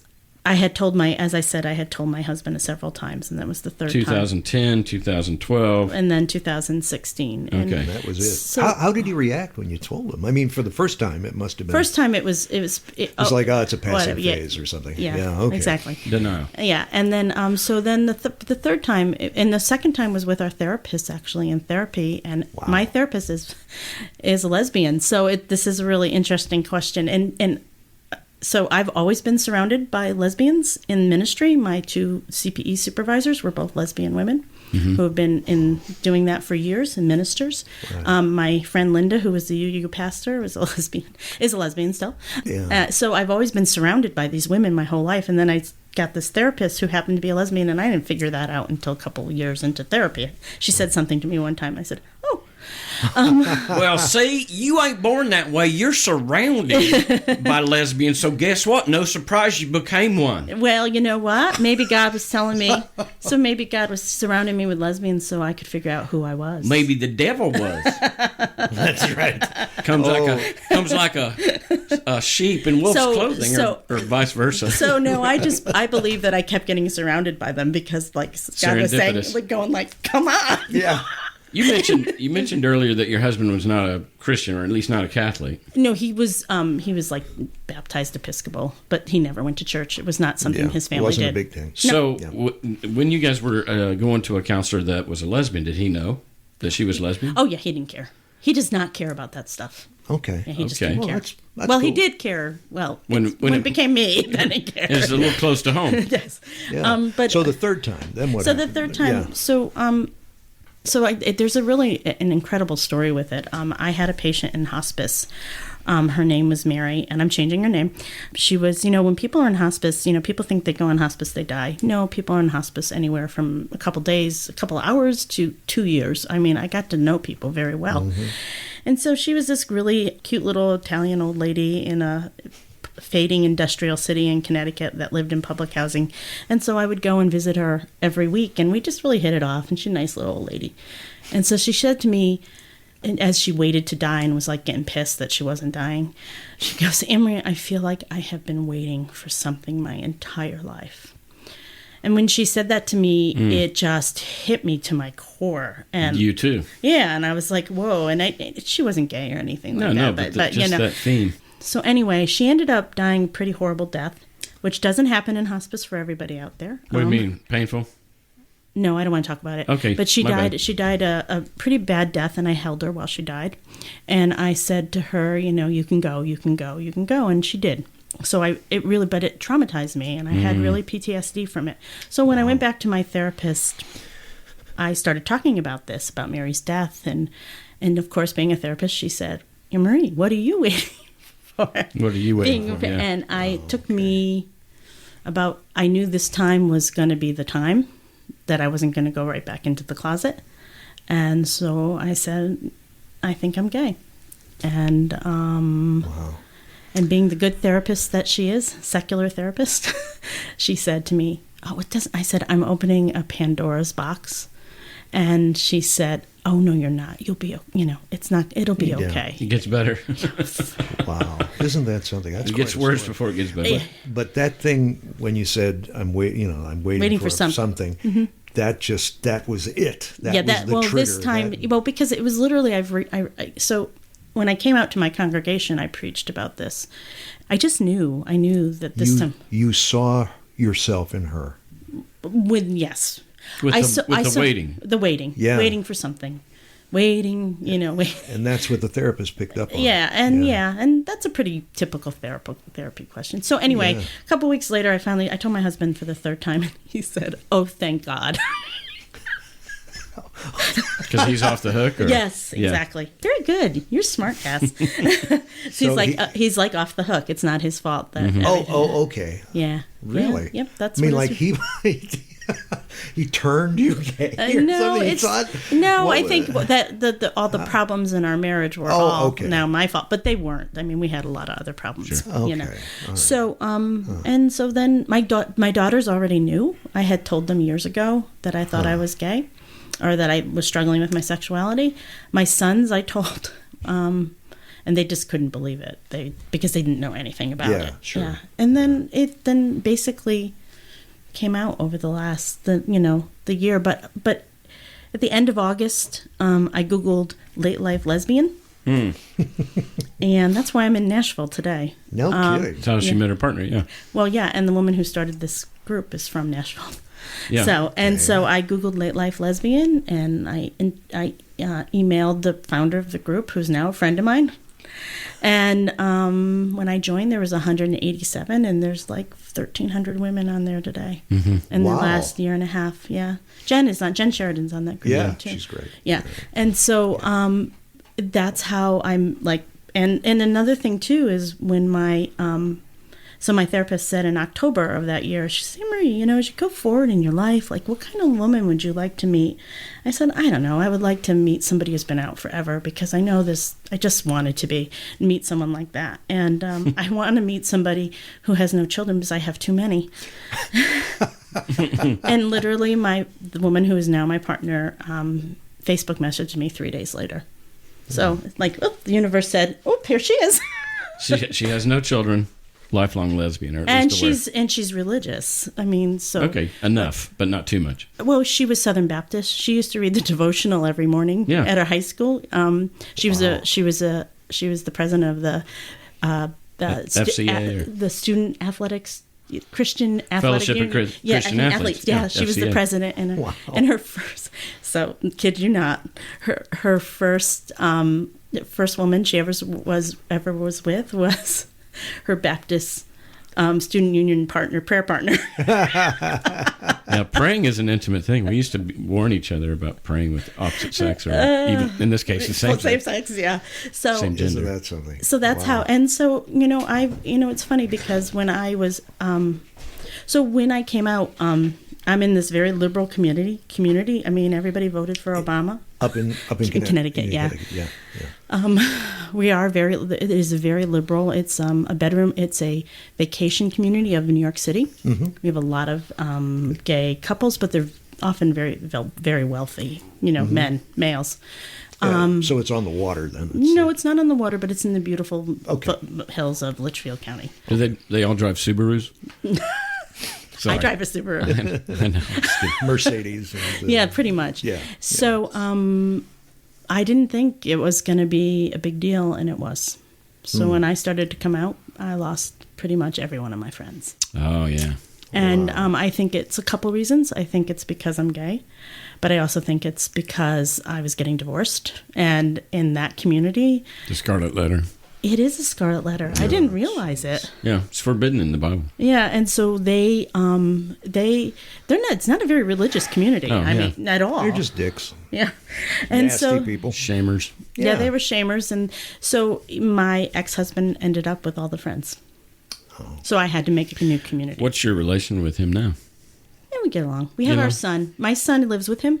Okay. The one that's Okay. 15. In Connecticut. In Connecticut. He didn't want to come down here. Okay.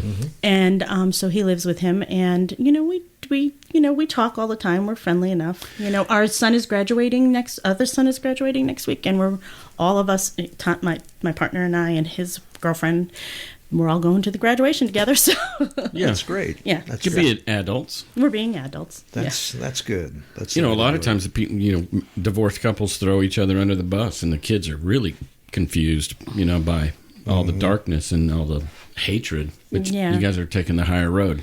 Now, I mean, the divorce is over. Right. At We're first it divorced was now. ugly. Well, yeah, and And it's wrenching pain, no matter what. it is wrenching pain, and also we tried to do it like civilly. I really wanted to be like the poster child for Modern Family, but that didn't happen. Okay. So we ended up, I tried to do divorce mediation, and Didn't work. we tried to do it, and he couldn't. He just couldn't do it. He tough. was so angry at that point. And Wow. and actually, ironically, he would have done better in the divorce if he had done divorce. Right. But then I went to a badass feminist lesbian lawyer from Connecticut who I love, who saved my life. But that's good. yeah, she was really good. Friend of mine good. recommended. She was president of the bar in Connecticut. I mean, Yeah. she was like, she knew her stuff. But you're right. An adult would sit down and say, okay, what do we got to do here to make everybody happy? Well, he just wasn't emotionally there yet. Yeah. He could do it now, but Yeah. he couldn't have done it then. So- Yeah. Yeah. Well, So our- with that powerful an attorney, he's probably wishing that he had, right? She probably took care of you. she did. Yeah. My divorces were always the standard. They get everything, I get nothing. The contract that Yeah. I signed because I wanted out so badly, and it's like, fine, take everything, whatever. Yeah. Go. And lawyers know that. Oh yeah, Yeah. Oh, yeah. People get tired in divorces. Yeah, yeah. They just get divorced. And like towards the Oh, end yeah. of our divorce, both of us like, whatever. Yeah. Whatever. Yeah. Whatever. And it was a long process. It was over a year and a half. So Oh, jeez. I'm a paralegal, and I work with divorced couples. That's the only work I do legally. Why is that funny? No, nothing. What do you do illegally? I'd like to know. That's I get all. what you're saying. I guess that's the only people that I work with within this context of being a paralegal. Okay. And that is, it's totally on the back end. The divorce is already final. We're dividing the retirement asset. And they are so done. And I've done hundreds. Anyway. Yeah. One question, and then we'll get into the lighthearted stuff. You relate to this woman that you're holding as she dies. I'm waiting on something my whole life. And you go, oh, shit, that's me. And it just resonates with you deep at the core. You share it with your therapist. So in a way, there's two things. There's a lot of pressure on that. Meaning, I've been waiting for it my whole life. And now the it is you getting honest about your sexual orientation, getting honest about your marriage, getting honest about your new life, your new beginning, your new creation. And yet there's that pressure just like, did it deliver? The other thing on the opposite end of the spectrum is you thought it was going to be Pandora's box. And that didn't deliver either. I mean, as far as it didn't turn out to be Pandora's box. Yes, it did. Okay. So it was both Pandora's box and maybe a little disappointing? Oh, no, that's not. It wasn't disappointing, Okay. but it was Pandora's box. But it's the Pandora's box of grief that I had to go through to be able to get to the other side. Yeah. It really is. I mean, Yeah. the thing is about when you are a person who comes out late in life, you are giving up your identity in the world that you have carefully constructed and carefully curated. You're giving up a long-term marriage. I mean, my ex-husband and I, we were friends. I mean, we didn't sleep together much, but we were friends. I mean, How many years married? 27. Yeah. Yeah. We had 4 kids together. We were known as in the community that I lived in as a good, stable family. Yeah. You know what I mean? Because we got along. That's what the community saw. Our children were overachievers in the community. And so people saw that. Oh, look, my name was Davenport. The Davenports raised these 4 beautiful children, you know? Yeah. And you know, so I'm giving up that. I think you're giving up a fortress and that you're making yourself extremely vulnerable. Exactly. And you know, my partner said to me once early in our relationship, she said to me, she goes, "You're in a gilded cage."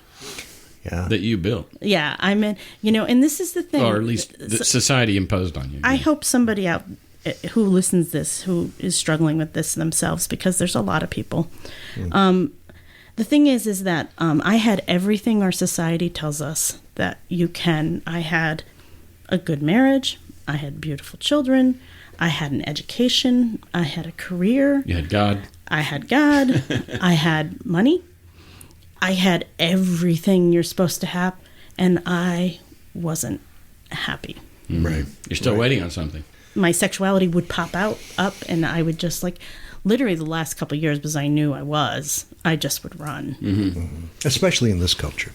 Yeah. I mean, you could sit in the garage in your big car and your fancy watches and the big house and all that stuff, and people would say, "Snap out of it." You're, and you're sad in this grandeur. You're sad. Well, that's it. And also, too, another thing I was giving up was my place of privilege in this society. I had a lot of privilege, and I knew that if I came out, because I was fairly well educated, that I was going to be giving up all this privilege, you know, and so I was aware of that. Yeah. So it's a starting over story. It really Oh my is. gosh, you have no idea how, and that's why coming here. I mean, I know you're like, oh gosh, it's the South. What are you doing?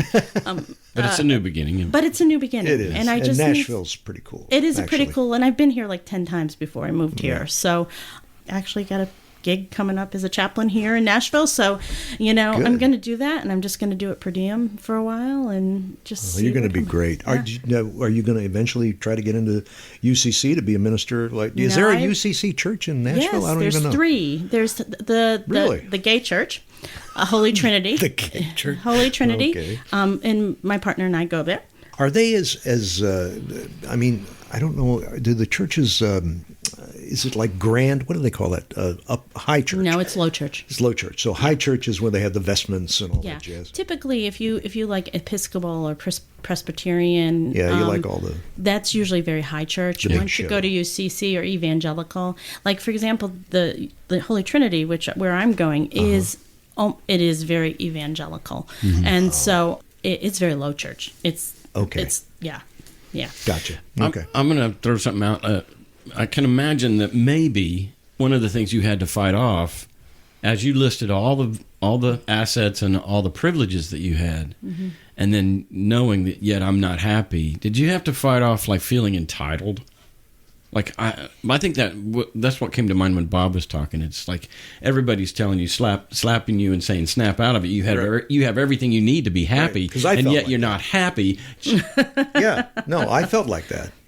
I mean, I understand that sense of sitting there thinking, I've got all this. Why aren't I Why happy? can't I be happy? And most people would say, well, shut up. Yeah, of course you got all this. Be happy.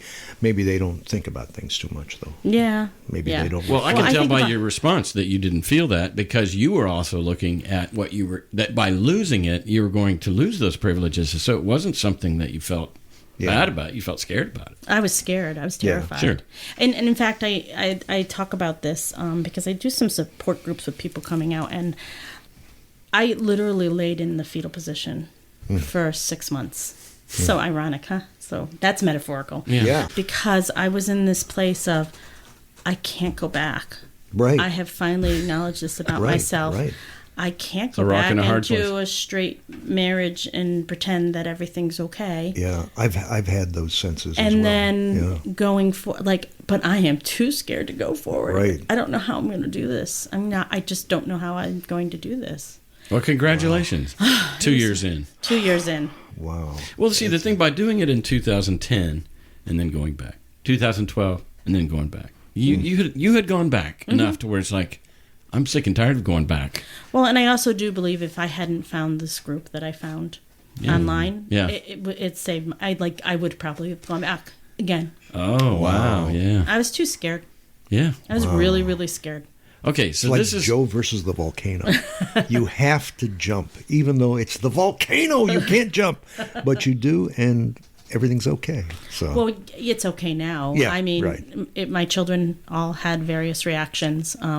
The ironic part is my son, who is the youngest and who it affected the most, has been wonderful. oh, good. And my Good, oldest good, good. child has been wonderful. My two mids, it's been They're hard. working on it. They're Okay. working it. And we're good now. Oh, good. Good now. For today. What time is it? Exactly. Saturday. well, and I've said all along that there's some similarities to coming out gay and coming out atheist, or at least a non-believer, and how scary it is to give up your faith. I mean, I'm not saying one's worse or better than the others. Just No, but there are similarities. There's I think so. similarities in that we have a private support group on Facebook. It's associated with Everyone's Agnostic. And I get an email almost daily from someone saying, I can't imagine having gone through my deconversion without your podcast and the support group. And you just said it, that you probably would have gone back. And this is the thing about faith, as soon as you start to deconstruct your faith, there's panic and there's fear, and a lot of people go running back. But there is a point of no return where you can't unlearn what you've learned about God or about your own orientation. You can't unlearn it. It's going to haunt you the rest of your life if you don't act on it. And so you're forced out of that comfort zone. You're forced on the hero's journey. Yeah, that's for sure. Well, yeah, and I think about you, and you had such a huge identity as this evangelical pastor. Yeah. And then to have to walk away from it. Not only walk away from it, and, there are people who walk away from it and say, I just tired of being a pastor. I want to do something else for a while. But to walk away from it and say, I don't believe anymore, Yeah. that's courageous on your part. Well, and I rooted too. Yeah.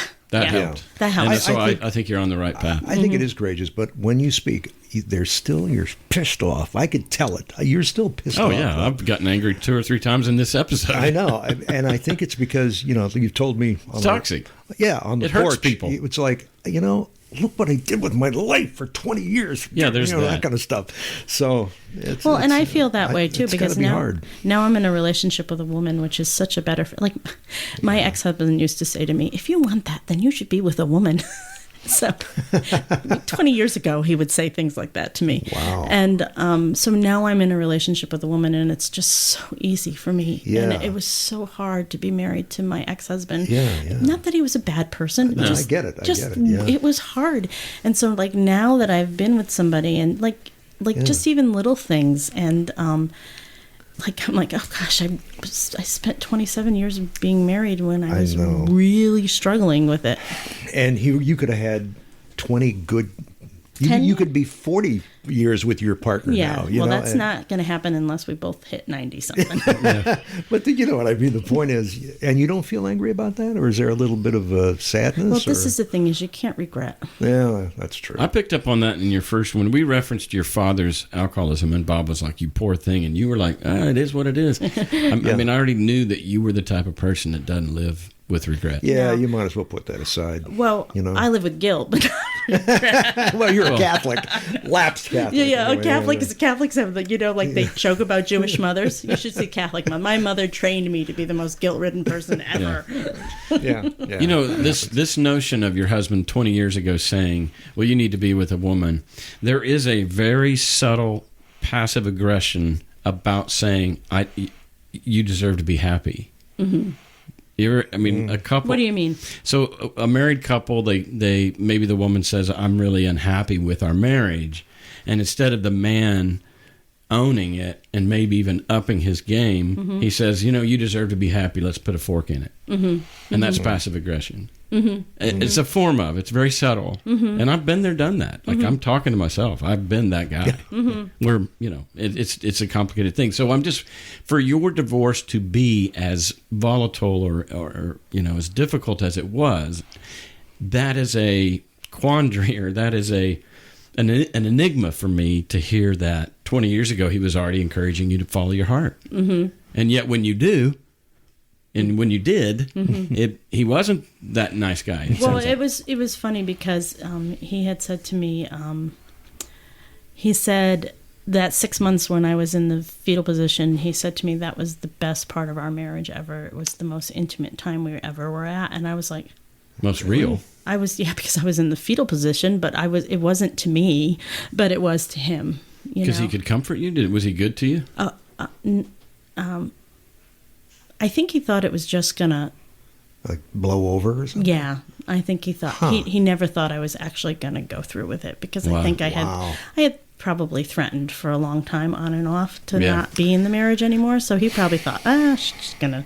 Well, when a person's an alcoholic, and he's not an alcoholic. No, I'm saying I'm just saying that whenever somebody's an alcoholic, sometimes they go through a withdrawal that is fetal position and the shakes and everything. Mm-hmm. He might have thought that your fetal position was you're getting over your lesbian tendencies. Who knows what he thought, right? My lesbianism. You're getting over it. Like you're getting over you can't get over it. Getting That's over your the blue problem. eyes. I understand that. I don't know if you did. just can't get over it. You try. For some people, we try for a very long time. It's really interesting in this Facebook group that I'm in that most of the women are rural followers. Rural? Rural. R-U-L-E. Oh. I have a speech impediment. Rule. I get it. Yeah, they're rule followers. Oh, yeah. They're often come from incredibly religious backgrounds. Yeah, structured. So much more, like they come from the conservative side of Christianity. Yeah. Which is a tell me what to think environment. Yeah, and they are, I give those women such kudos. Grace. Oh my goodness, to come out of that. Like I didn't have to worry about the whole religious part. Yeah. But Well, if yours was hard, theirs even harder maybe. Yeah. And so a lot of them, and they're also tend to be on the very feminine side. So, they can pass as straight and no one ever thinks about it. There's a wonderful poem online. You should look it up. It's called, if you want to understand butch femme culture, it's called Ode to a Femme Woman. It's spoken poetry. It's such a great poem. Okay, I found a YouTube of someone reciting the poem to which Anne Marie just referred. The voice here is apparently a lesbian that presents as masculine, perhaps even trans. It's not clear, and I'm reluctant to presume, but do so to give you a picture of what's happening because I think it's relevant. I highly value empathy and compassion, and often these virtues are best attained by putting oneself either in the shoes of another, especially those we don't understand, or at least listening with an ear to learn. My understanding is that the poem is addressing the fact that some lesbians are butch and or trans men, and some are feminine. This is a world I do not know or understand. And so I insert here a recitation of the poem by Ivan Coyote titled Hats Off. To all the beautiful, kick-ass, fierce, and full-bodied femmes out there, I would like to extend my thanks to you. It is for you that I press my shirts and carefully iron my ties. It is for you that I make sure my underwear and socks match. It is to you that I tip my cowboy hat. It is for you that I polish my big black boots. I know that sometimes you feel like nobody truly sees you, and I want you to know that I see you. I see you on the street, on the bus, in the gym, in the park. I'm not sure why I can tell that you are not straight, but I can. Maybe it's the way you look at me. Please don't stop looking at me the way you do. All of my life, you see, I have been told that I am ugly. I am less than. I am not a man. I am unwanted. Until you came along, I believed them. I would never say that the world is harder on me than it is you. I would never say that. Sometimes you are invisible. I have no idea what this must feel like, to pass right by your people and not be recognized, to not be seen. Because me, I cannot hide unless I'm seen as something I really am not. And this is not more difficult. It is just different. I know those shoes are fucking killing your feet. I want you to know how much I appreciate that you are still wearing them. You look hot. They look great with that dress. If it makes you feel any better at all, the boots I have on right now weigh approximately 12 pounds apiece. And they make the soles of my feet burn like diaper rash in a heat wave, and it feels like I'm wearing ski boots when I have to walk upstairs, but I wear them. Even still, my new boots are velvet slippers compared to your knee-high 5-inch heels. I notice, and I salute you. I promise, I am not just staring at your tits. I am actually trying to look you directly in the eyes, but you are almost 8 inches taller than me. Please see the above note regarding your 5-inch heels. At the same time, I would like to mention that while I was trying to look you in the eyes, I could not help but notice your lovely new pendant. I am sure it really brings out the color of your eyes, if I could see them. I want to thank you for coming out of the closet again and again, over and over, for the rest of your life. At school, at work, at your kids' daycare, at your brother's wedding, at the doctor's office. Thank you for side-swiping their stereotypes. I never get the chance to come out of the closet. For some reason, my closet was always made of glass. But you do it for me. You fight homophobia in a way that I never could. Some of them think I am queer because I am undesirable. You prove to them that being queer is your desire. Thank you for loving me because of who I am and what I look like, not in spite of who I am and what I look like. Thank you for smelling so good. Thank you for holding my hand on the sidewalk during the hockey playoffs. I know it is probably small-minded of me to smile wicked at all the drunken dudes in Jersey smoking outside the sports bar in between periods because you are so fucking hot and you are with me and not them. But I can't help it. That's right, fellas. You want her, but she wants me. How do you like them apples? Thank you for wearing matching bra and panties. I do not know why this makes my life seem so perfect. But it does. Thank you for being the daughter my mother always wanted. You are so smart and so successful, and you dress so fine that you almost make up for her having me and my sister for her real children. Thank you for reaching out in the dark at the movie theater to grab my hand in the scary parts. It makes me feel like I am strong, that I can take care of you, even if there is no such thing as vampires. And you do so much yoga that you could probably easily kick my ass. I want you to know I love your crooked tooth, your stretch marks, the missing part of your finger, your short leg, your third nipple, your lazy eye, your cow lick, your birthmark shaped like Texas. I love it all. I want you to know that it is not always easy to love me. That sometimes my chest is a field full of landmines. And where you went last night, you can't go tomorrow. There is no manual. There is no roadmap. No helpline you can call. My body does not come with instructions. And sometimes even I don't know what to do with it. This cannot be easy, but still, you touch me anyway. Thank you for escorting me into the women's washroom because the floor of the men's was covered in something unmentionable. Thank you for asking me if I had a tampon in my purse, really loud, so the lady in the turquoise sweatshirt with the twins did a double take before gathering up her daughters and hitting me with a pool noodle. I cannot say for sure whether this actually would have happened this time, but thanks to you, I didn't have to find out. Thank you for wearing that dress, just because you knew it would match my shirt. Together, we are unstoppable. When seen through your eyes, even I am beautiful. Turns out, I was a swan the whole time.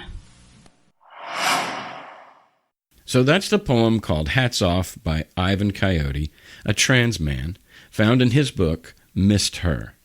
And now we return to the tail end of the talk with Anne Marie. We had some technical difficulty at the end, and thus it abruptly starts here. Yes, What's your libation of choice? Yeah. Vodka and seltzer with Okay. lime. All right. Very good. Tito's, preferably. Yeah, well, there's a Okay. lot of great craft beers around here too. And it's really a great, and it's growing. It's Nashville is, jeez, It's a fun city. It It is. really is. It And is. I've always wanted to live in a city. I've lived in rural Connecticut most of my life. Yeah. So I'm really happy to be in a city. And it's a good city to be in Yeah. too, There's especially so with much all to the things do. happening. Yes, Yeah, exactly. there's so much to do. Yeah, pretty cool. Well, thanks for sharing your story. You feel good about it? Yes, I do. Thank you. Yeah, it was great having you. Oh, thank Yeah. you.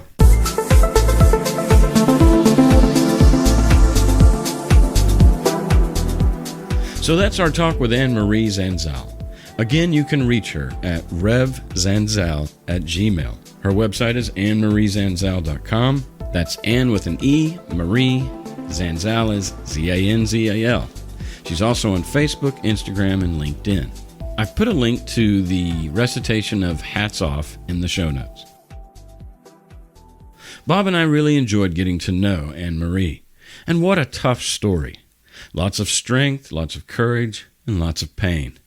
Getting real, getting honest, can be really hard work, especially when we're trapped inside false narratives. Strong, reinforced, like lots of rebar-type cement narratives. Like Han Solo frozen in that giant ice cube. And everyone around, also immobilized by self-denying, self-suppressing constraints, doing their best to ignore the cement or wanting everyone to remain encased in it, lest they upend the social construct. But good on you, Anne Marie. Congratulations. You know, one thing that makes this so hard is not only the personal pain, but the pain that getting honest is going to cause others, especially those near and dear to us. In fact, while one is getting out of pain, others are just getting in it. But I think it's important to keep in mind that the one getting free, getting honest, did not cause the pain. The false narratives cause the pain. Coming out gay or coming out atheist to your loved ones is only painful for them because of the beliefs to which they hold. It's a bed they made, and they're going to sleep in it. They hold those beliefs by their own volition. Kinda. That's debatable. But no matter how innocent their indoctrination was, they are responsible. They should or should have listened to their own hearts and moral compasses, and also have the courage to do their own breaking out of the lying concrete ideologies that demand allegiance at the price of betraying their own children or friends or siblings. When being a kind, loving person is mutually exclusive to being faithful to your creed, it's time to punt your fucking creed. This is not rocket science. Follow your heart like Anne-Marie did and is doing. Your heart is not deceitful. You are not wicked. You can and must trust yourself, especially more than you trust someone else's made-up, overconfident erection of certainty and projected image of a God to whom one must bow the knee and surrender their freedom and agency. Hell, the word Islam means surrender. The Christians sing, I surrender all. Bullshit. Surrender nothing to imaginary narratives that are pure speculations derived from anecdotal personal experiences. Stick to evidence and the scientific method of questioning everything. We are so prone to getting shit wrong that if we don't remain humble and teachable, we are doomed to be encased, trapped, imprisoned in a lie to which we pledge allegiance and devotion, all the while thinking we've attained the only truth and look down upon anyone who doesn't share in it. Doubly deceived, doubly duped, and doubly paralyzed to do anything about it.